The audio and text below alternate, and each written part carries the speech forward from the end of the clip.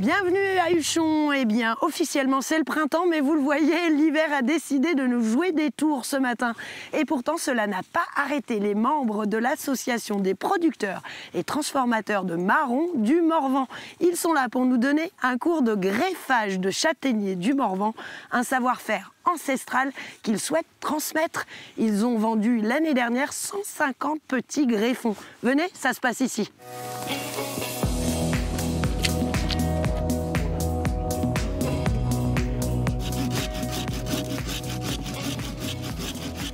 Bonjour Alain. Bonjour. Oh, j'ose pas vous dire bonjour, vous êtes équipé d'un outil dangereux. Ben oui, c'est la première phase d'un greffage en fente. Donc là, je suis en train de scier le porte-greffe.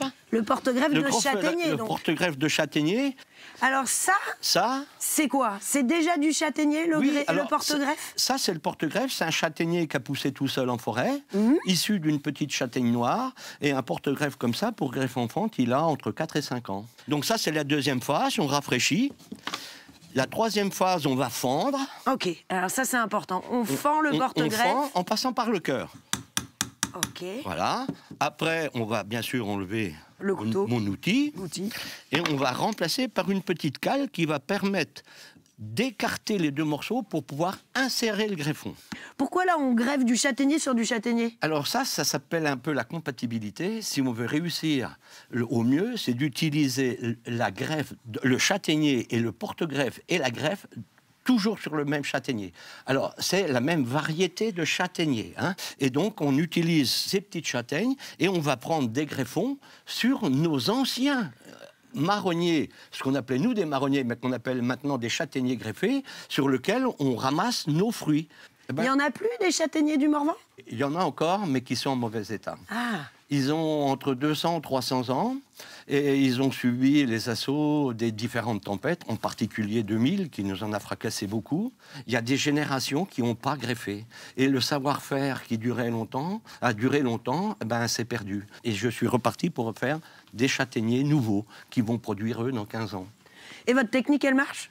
Dans nos conditions, on peut avoir environ 20% de réussite. Et si on peut mettre 1 millier de châtaigniers greffés dans le Morvan dans les 10 ans qui viennent, on aura réussi notre objectif de l'association de réimplanter notre châtaignier greffé endémique de nos variétés du Morvan dans notre Morvan. Alors ce que je vous propose, on termine la greffe et vous m'emmenez voir?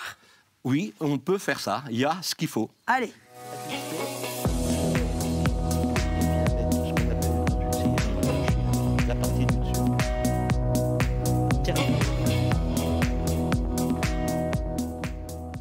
Bon Gilles, pourquoi elle a été créée cette association en fait?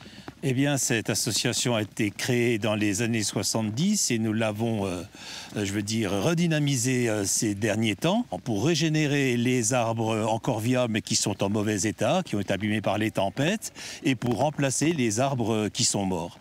Alors, on intervient à toutes les étapes de la réimplantation, à savoir qu'on sème des châtaignes pour obtenir des porte-greffes, on récolte des greffons au mois de décembre, et enfin, au printemps, à l'époque où les cerisiers sont en fleurs, eh bien, on greffe des châtaigniers pour obtenir des marrons.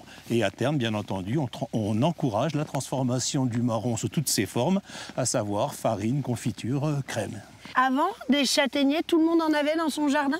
Alors avant, si on remonte à deux siècles, voire 3 siècles, c'était l'arbre à pain du Morvan. C'est-à-dire que les gens s'en servaient comme une nourriture basique. Ils faisaient de la farine avec, et ils s'en servaient comme légumes pour manger. Tout l'hiver, ils mangeaient des soupes, et ils mangeaient aussi des produits transformés qui transformaient dans la ferme pour accompagner leur repas. Et ça, c'est aussi l'objet de l'association, transmettre ses savoir-faire, remanger des châtaignes? Exactement. Il se mange maintenant plus en produits transformés qu'en légumes, comme cela se mangeait historiquement chez nous, tout simplement parce que c'est un fruit qui n'est pas facile à éplucher, etc. Il y a quand même beaucoup de travail de préparation.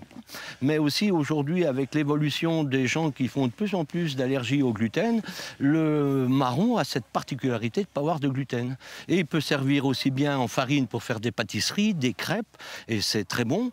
Bon, bah, merci pour tout ça. Il n'a plus qu'à se mettre à manger du marron, du Morvan.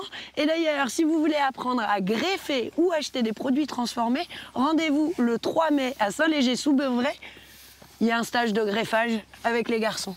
Eh ben, on accueillera tous les gens qui veulent apprendre à greffer. Vous serez tous les bienvenus.